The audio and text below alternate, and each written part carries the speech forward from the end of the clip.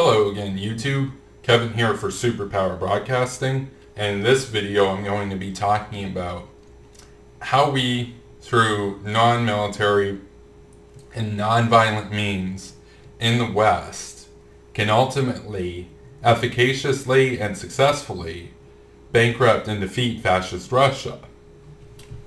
The problem that we have here, of course, is that the Cold War never really ended.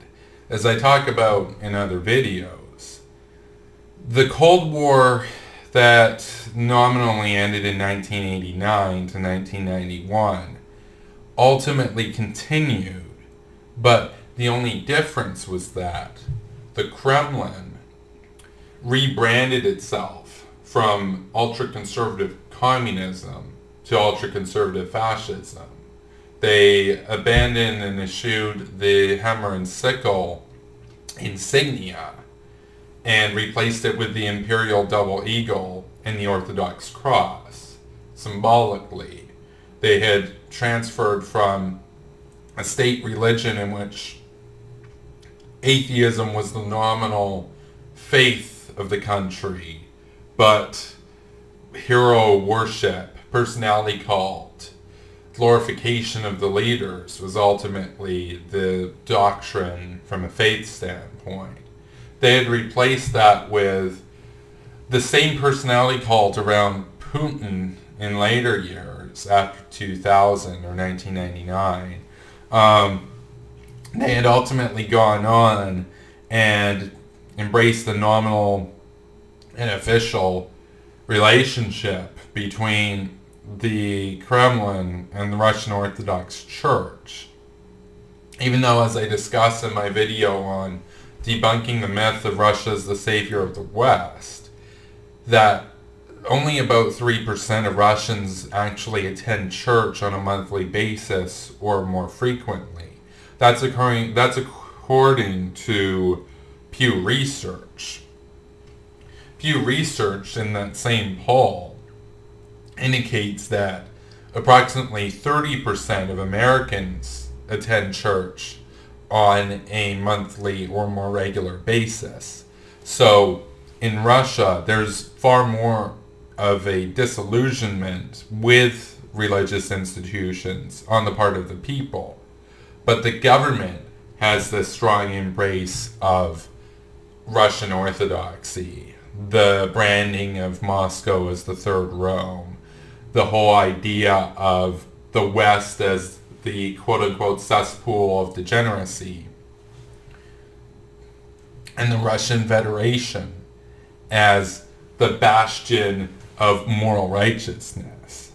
Now, this is the ideological division of the new Cold War between the West and NATO, with liberal values, generally open societies, liberal democracies, market capitalism, and feminism, versus the Russian Federation, or as I call it, fascist Russia, which has an oligarchic economic system, kleptocratic personality cult around a leader, somewhere between an illiberal democracy and an authoritarian state, in essence, more on the authoritarian side these days, and ultimately a rejection and a stance of opposition towards things such as women's rights and economic individualism.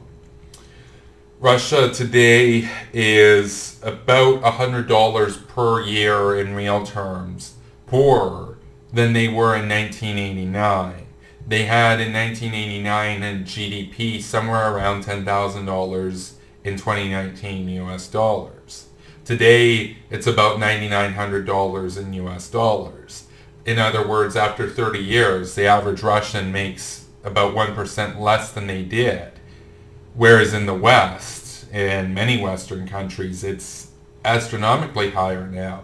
Double or more what you used to make back in the 1980s in real terms.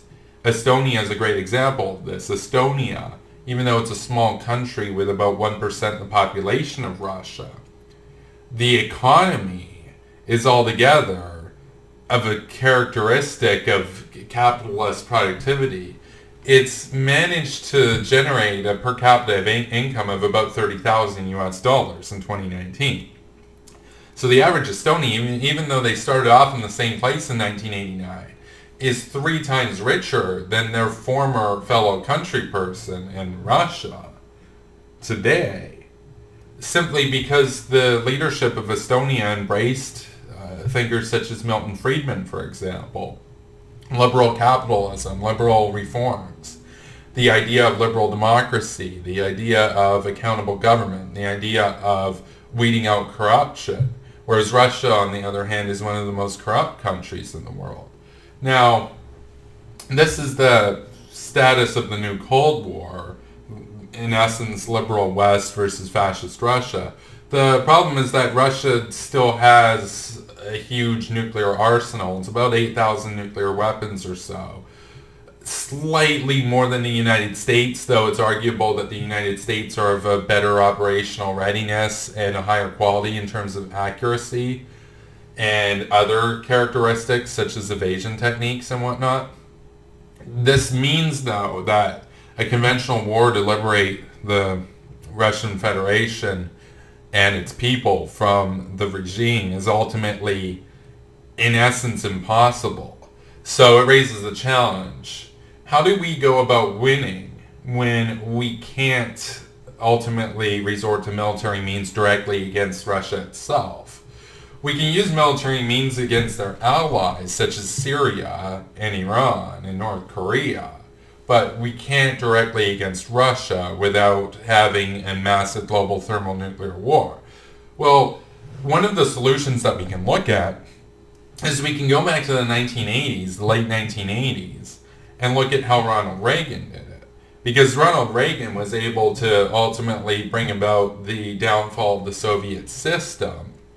And he, as I argue, was basically an anti-Trump, where the Kremlin sang Reagan's praise by the end of it, whereas now Trump sings the Kremlin's praise. We're in a very awkward situation, of course, where the Kremlin has an asset in some Western democracies, such as Donald Trump, or what used to be a democracy in Viktor Orban's Hungary. They're reaching out to NATO members such as Turkey, which now, after the coup, has a consolidated authoritarian leader in Recep Tayyip Erdogan. There's a lot of co-optation that the Russians are good at, that they had to get good at. They had to get good at cyber warfare. They had to get good at mimetic warfare. They had to get good at co-opting, because they knew that they couldn't wage a conventional war against the West. And they knew that they couldn't wage a nuclear war against the West. Because even though they have more nuclear weapons, the nuclear weapons only exist to prevent a nuclear war. They have no real use on the battlefield.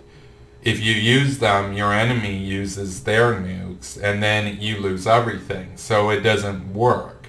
They're ultimately, for the sake of argument, a moot point in this discussion, apart from the fact that they offer a deterrence that says, it's not worth it to invade them. So we have to think outside the box, and we have to think of other means. Ronald Reagan, what he did was that he took advantage of the crumbling stagnance of the Soviet economy and Gorbachev's reforms to try to ultimately bring about a resolution in which the Soviets would become much more amicable to the United States and embrace free market capitalism down the road. The system collapsed very soon, even though Gorbachev was a staunch communist, and even though he was trying to reform the system to save the Soviet Union. The Soviet Union was doomed because of its stagnant economy, its lack of consumer goods, the focus on trying to maintain a wartime economy 45 years after the war actually ended, in essence. It really didn't work very well. It worked enough to defeat Hitler.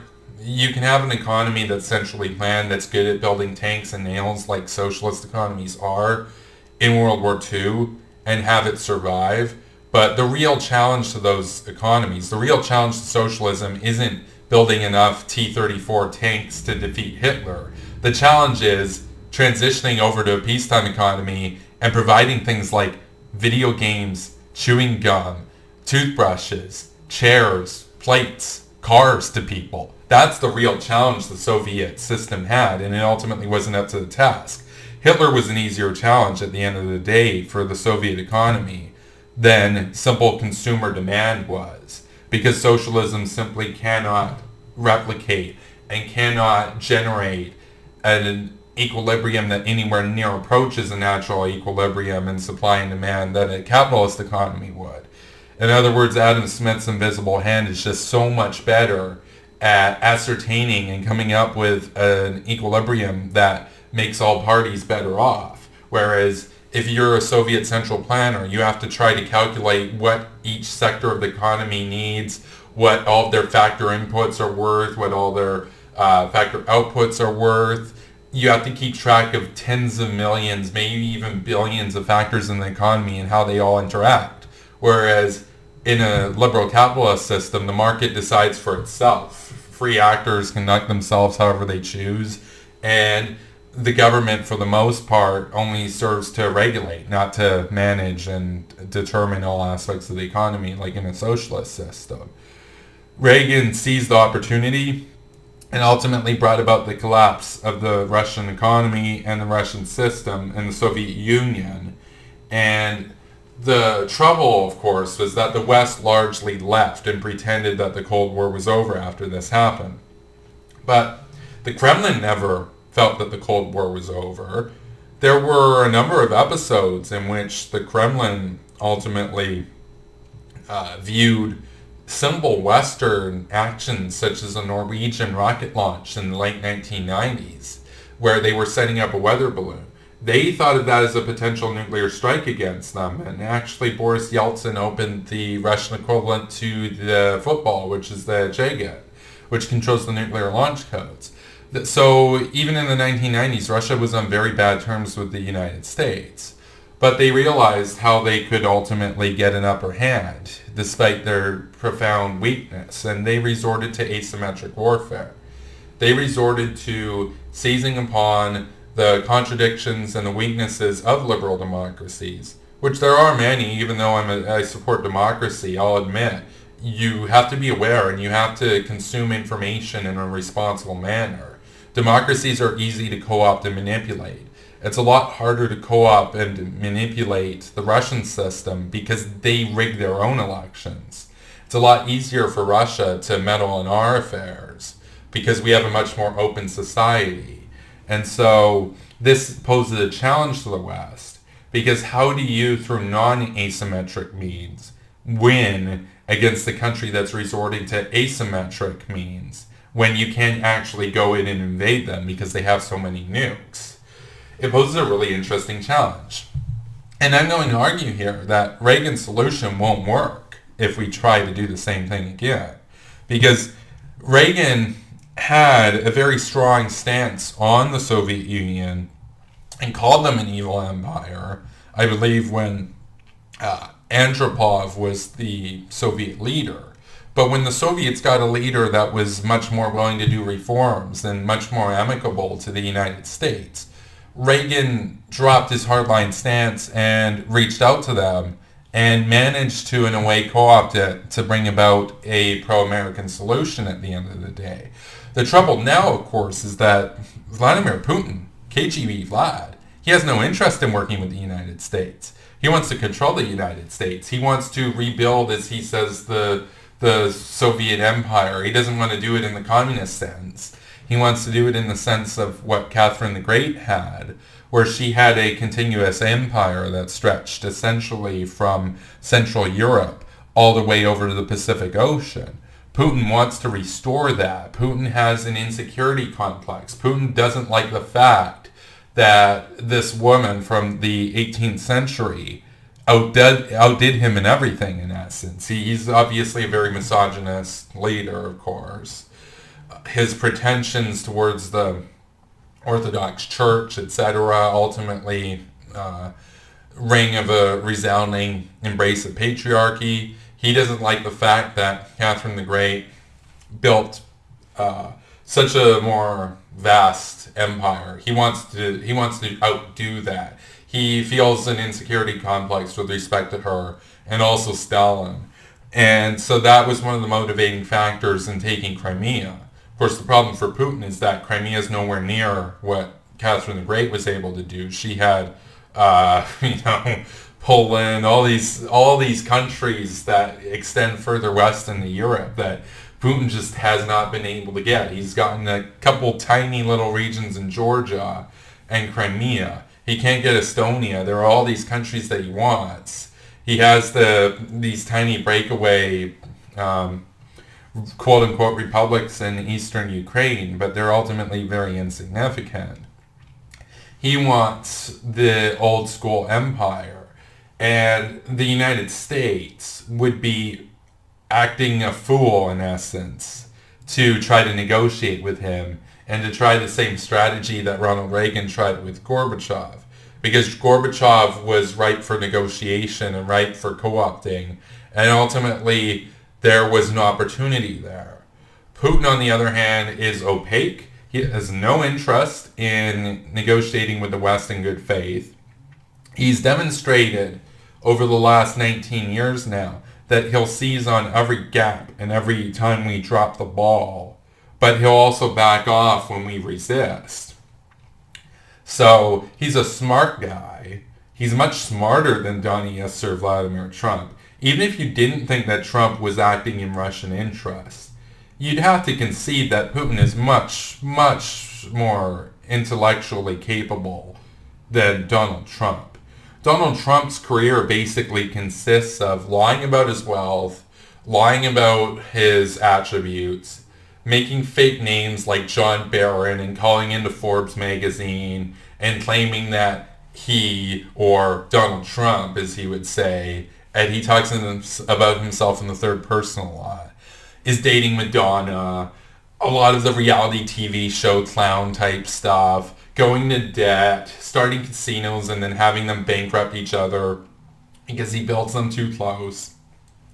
And they cannibalize their customers, and he has to go bankrupt 6 times, and then he has to get loans from sketchy places like the Russian oligarchs because no legitimate Western financial institutions will lend to him. And it just goes on and on. Whereas on the other hand, you have Vladimir Putin. His career ranges from working as an officer in the KGB in East Germany up to being a mayor that had done a lot of negotiations with the mafia in St. Petersburg to becoming the president of fascist Russia. That's a much more illustrious career in the sense of how it bodes for his geopolitical chances. Trump doesn't have a chance against Putin, even if he was genuinely trying to counter Russia. He's just not a competent guy. Obama was feckless. Trump is incompetent. And, well, both of them were American presidents. Putin was very smart. His country's poor, but he's smart. So we have to, when faced with this, when faced with the obstacle, when faced with a modern manifestation of the Iron Curtain, we have to somehow think of how can we bring about a peaceful resolution of this? Because war isn't an option against Russia directly. Well, one aspect of what I would argue would work is going back to the policies of Harry Truman. Harry Truman was the great liberal hawk president who followed FDR and ultimately won World War II for the United States and the Pacific. And he basically had the idea of containment. He had a doctrine in which wherever the Kremlin expanded to, anywhere in the world, the United States would be there, resolved to counter them. He did this in Italy. He did this in Greece.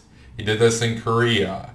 It went on and on and on. Wherever the Soviets tried to expand, Truman would be there to stand up for the idea of liberal values, a democratic world, capitalism, and American interests.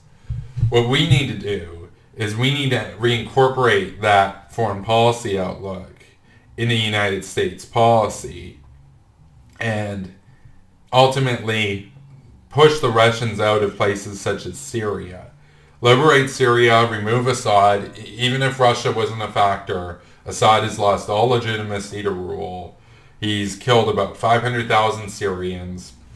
Whether or not you believe the conspiracies that that it was a false flag, that he didn't gas people, I think he did gas the civilians. Tanky Tulsi Gabbard even admitted it, and she's met him before and supports him. I think that you ultimately have to look at this and say, well, he has no legitimacy to rule. We should go in there. That to me is not a matter of debate, basically, at this point. But it comes around to the issue of Iran as well. Iran, another notable Russian ally. We can counter them as well, because whether or not Russia is an issue, they are a nuclear threat to Israel and to U.S. bases in the region. So we should take them out before they get nukes, liberate their people, which Obama refused to do in 2009 when they rose up organically, and ultimately make up for the West dropping the ball back in the last decade under Obama and his feckless foreign policy and his basically isolationist foreign policy. We can also contain the Kremlin in Eastern Europe. We can ultimately restore sovereignty over those breakaway republics to the Kievan government. Crimea is harder to do because Crimea is, for all intents and purposes, de facto part of the fascist Russian state at this point. So they would use nuclear weapons to defend it. So the only way that I see now that we can ultimately bring about a peaceful resolution of the Cold War with respect to Russia directly is a different strategy. The Soviets largely brought about their own bankruptcy. That wasn't really Reagan's doing so much. Reagan helped to bring about a social uprising in the Soviet Union, and of course entrepreneurs such as George Soros did a lot in terms of taking money out of their own pocket and using it to fight for freedom in the Soviet Union to bring about a fall of the system. But the Soviet economy was largely doomed to fail because it was so poor at producing consumer goods and it was stagnant. Today, we have a different issue. We have a different dynamic in Russia. The Russian Federation, their economy is about half or so based on natural resources. A huge percentage of the government's revenue comes from the extraction and sale of natural resources. Oil and gas are the largest of these.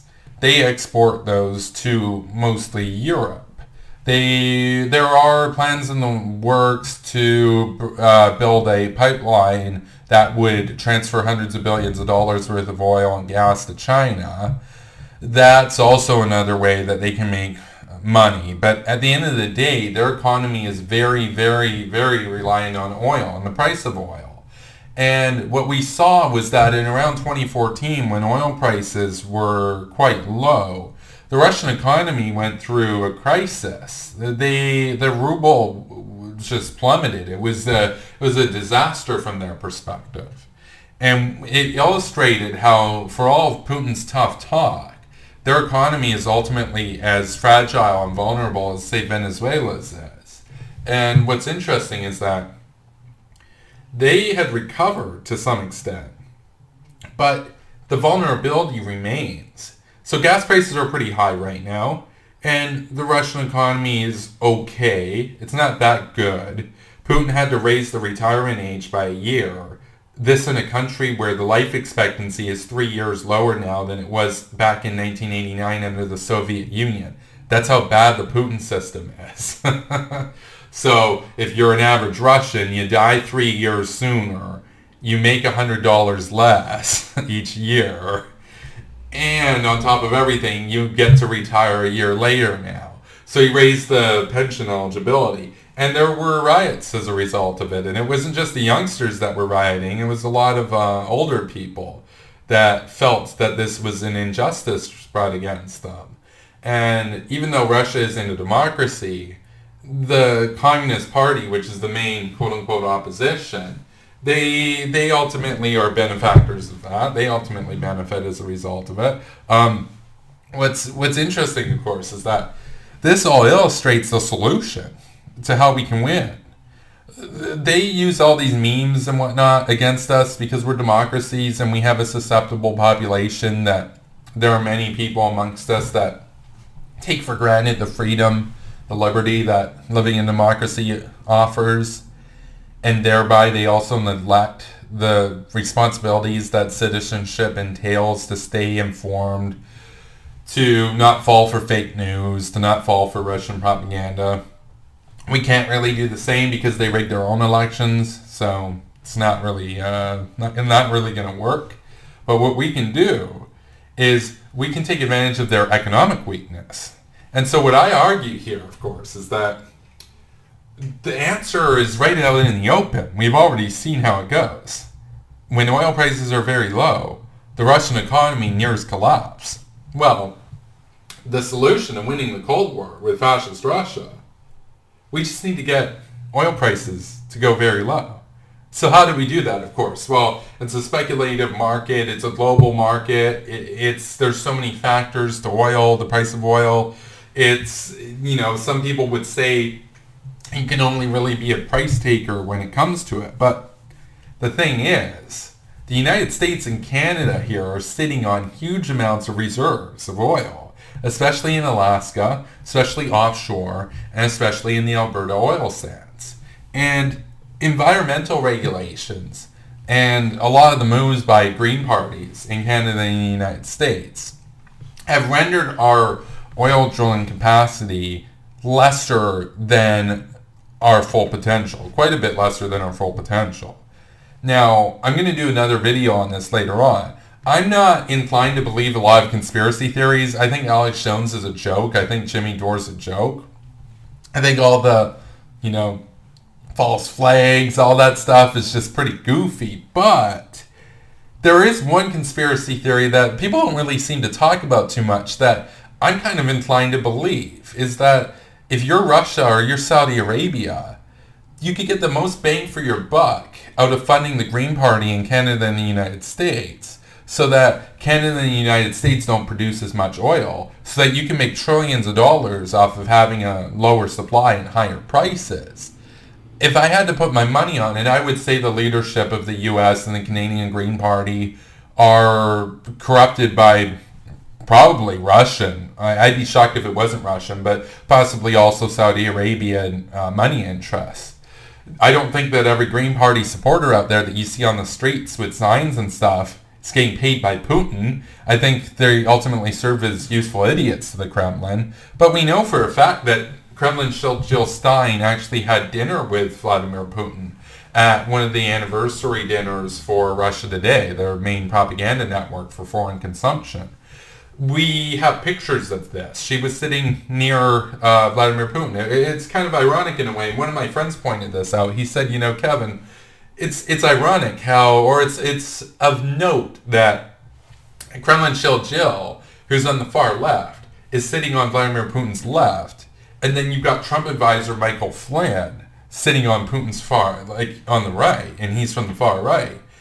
It was just such a great symbol of how Putin is ultimately this puppet master, and he controls the far right and the far left in terms of the mimetic warfare, in terms of the Internet Research Agency, in terms of 4chan, in terms of all this stuff, in terms of funding a lot of the far left anarchistic organizations at the same time as the white supremacist organizations, so that he can cause division and discord in the United States and Western powers, because he knows he can't fight a conventional war against us and NATO.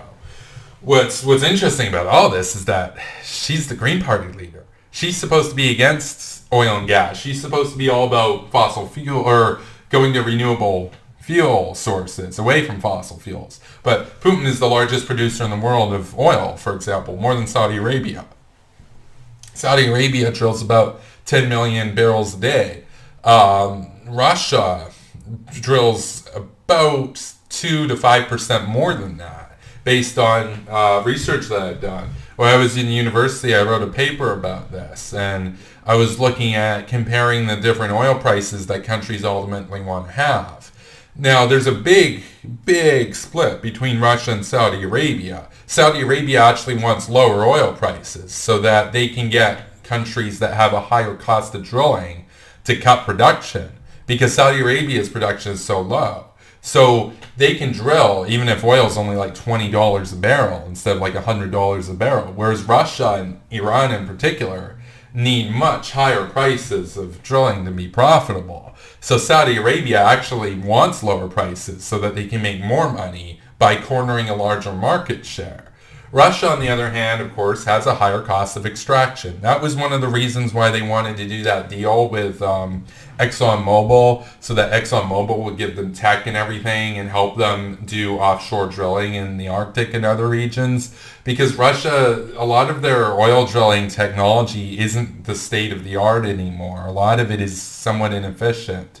And they need American ingenuity to help with that. And that deal ultimately got nixed because it would have been so obvious if Trump approved it that he was working for Putin, that it just became untenable. And of course, Rex Tillerson ultimately left the administration once it was clear that that deal wasn't going to go through anymore.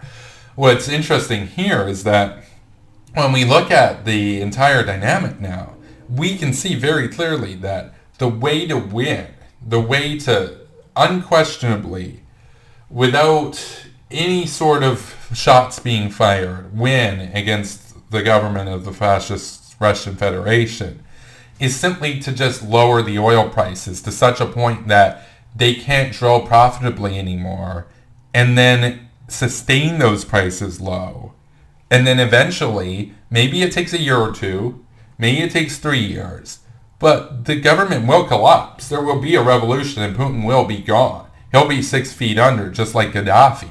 This is a very, very possible thing that the West could do if we put our minds to it. So how do we go about doing this? Well, what we need to do is we need to lift those regulations that have things like the moratorium on offshore oil drilling. We need to start ignoring the Green Party when they say don't drill in the Alberta oil sands. We need to ignore the Green Party when they say don't drill in Alaska. We need to drill as much as we possibly can. Just for a few years, this isn't a permanent thing. And we need to sell that oil abroad, particularly to Europe, but also other countries that buy Russian oil. We need to sell it at below cost. We need to be losing money on the oil, in other words. We need to drill as much as we possibly can, get as huge a volume as we can, flood the oil market, just flood it. I'm talking drill 20 million barrels a day if you can in the U.S. and drill 10 million barrels a day if you can in Canada. Just step up huge. Just go all out and sell it for as cheap as you possibly can. Don't care about making a profit. Sell it for $1 a barrel. It doesn't really matter because the whole point here is that it will flood the global oil market so much that eventually, and it'll happen pretty quickly, the price of oil will drop below that which Russia has as its profitability level. In other words, it'll drop below the break-even point, and then Russia will not be able to profitably drill oil anymore. And we can do the same thing with gas. We can do all this. We can basically Marshall Plan style it, where we take a short-term financial hit in the interest of creating a much better world order down the road. The Marshall Plan cost billions of dollars, but it also gave the U.S. stable trading allies. We can do the same thing. We could turn Russia into a liberal democracy. We wouldn't even need to do anything in terms of a military action because the people would get sick of the government and they would want to go about doing things in a different way. Because what we could do as the West is say, we will stop doing this strategy. All that you have to do is democratize and liberalize your economy and have free and fair elections and have monitored elections and return the sovereignty of Crimea over to Ukraine and return the funded breakaway provinces in eastern Ukraine over to Kiev. We could do that. We could do that very easily. All that we have to do is just say very clearly, we are willing to produce oil and sell it abroad to the people that you buy oil from at as cheap as possible to lower the oil prices. And we're going to keep doing this for decades if we have to, until you guys either submit and give up and relinquish power and finally, for the first time in 1,000 years, give the Russian people a democracy, or you can keep going and dig in and be stubborn, and then you'll collapse and have a revolution on your hands, and then you might get the Gaddafi treatment by your own people. So there's an easy way and a hard way. Putin would probably take the hard way. But at the end of the day, he knows that he cannot do any military actions against us because it would result in a nuclear war which would destroy everything and kill him and destroy his yacht and his mansion and everything that he robs his people for. And so ultimately, it would render him totally impotent. He'd just have to watch as his regime collapses. And within a few years of doing this, we could go back to a normal oil market again in the world. We could go back to a normal free and natural equilibrium, supply, demand, etc. But in the short run, this is the only way that I can see right now that we could credibly win the Cold War and get rid of the Putin system without resorting to military action, because military action would just be too costly against Russia. I think that the West right now is crazy to give the Green parties any credence when it comes to this, because they're obviously acting in Russian interests.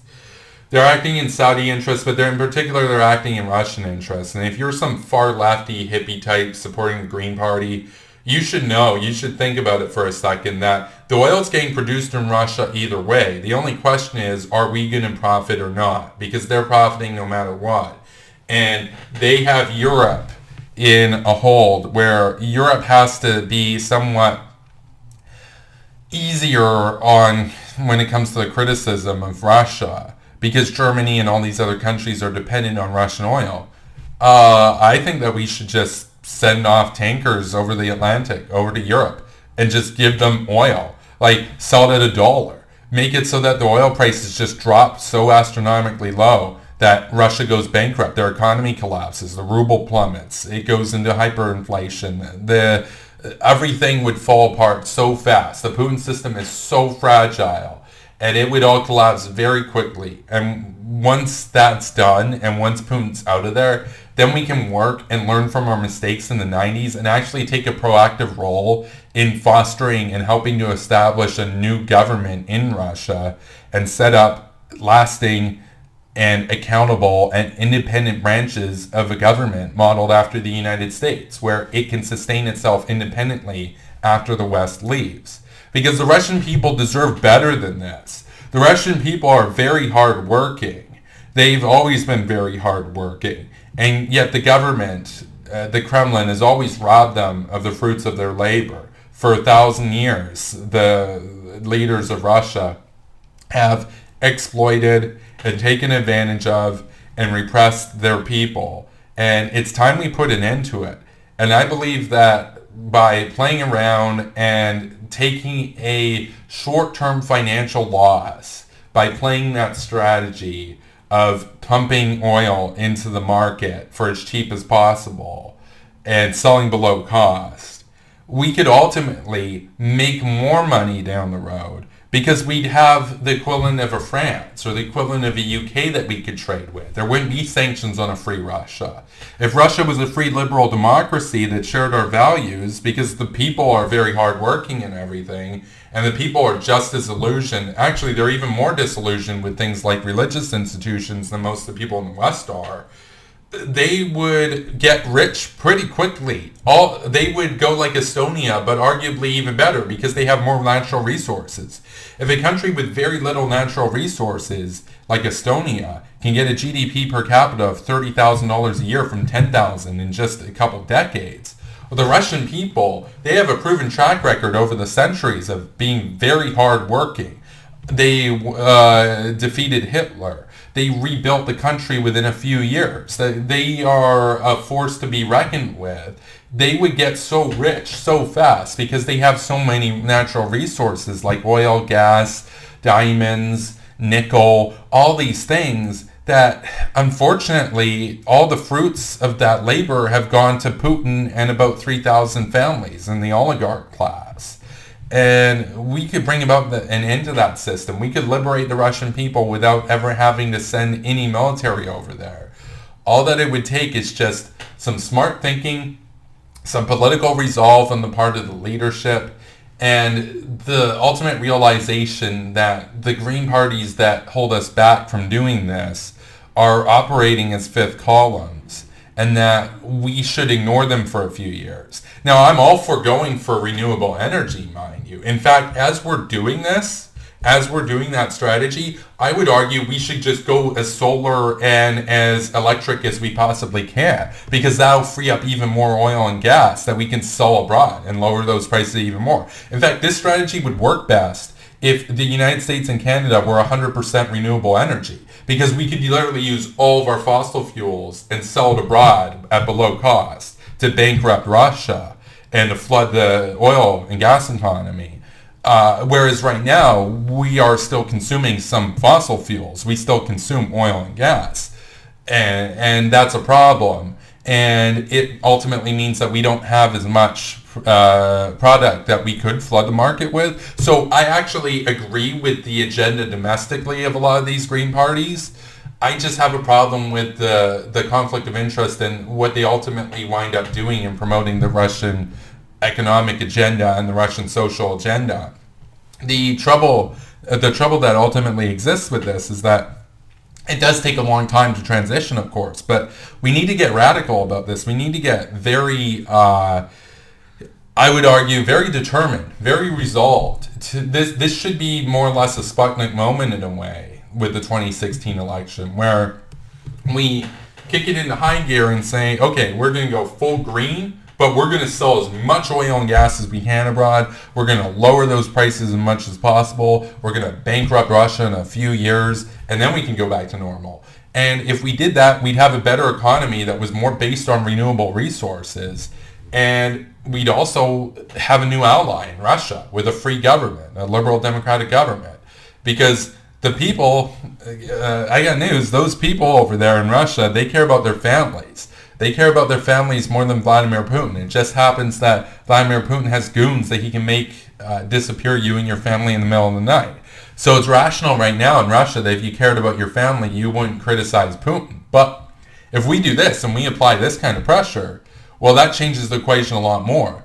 And you'll see the Russian people rise up pretty quickly, get rid of Putin, and they will transition to a liberal democracy and a liberal economic model. And we should help them. We shouldn't do it like in the 90s where we just leave them on their own and say, oh, the Cold War's over. We should take an active role in guiding them and bringing them into the same level of prosperity as France, the UK, Germany, Canada, and the United States. There's no reason why they can't also have a free country and be prosperous. The only thing holding them back has always been the autocrats. It's always been the dictators. That's always been the bane of the Russian people's existence.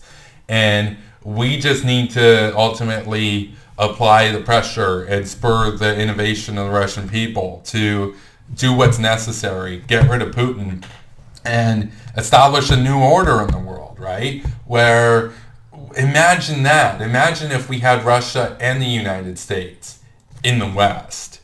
Imagine how much more powerful NATO could be if we got Russia to a position where they were fighting with us instead of against us. I know that there are people out there that subscribe to Russia Today and repost pro-Assad memes and whatnot that think that the West should become more like Russia. Well, I did a video on that about the myth of Russia as the savior of the West. I believe that the Russian people ultimately want to become more like the West because Western interests are more aligned with human interests. So things like food, things like free enterprise, things such as human rights, all of these things, accountable government, all of these concepts and institutions, the Russian people want those just as much. It's not like they enjoy it if they get disappeared in the night and sent to a labor camp. A lot of people in Russia do not like Putin, but Putin rigs elections, so it doesn't matter. But if we got rid of Putin, if we got rid of their economic model, if we got rid of the entire Kremlin system, well, we could do it in a few years, and we could end the Cold War. And I would argue that that would be a fantastic investment in the future. And just like the Marshall Plan, it would pay for itself massively. And so thank you for watching. I hope you guys consider this idea. If you have any feedback or any suggestions or opinions on the matter, I welcome debate. I welcome constructive criticism. And thank you for watching, YouTube.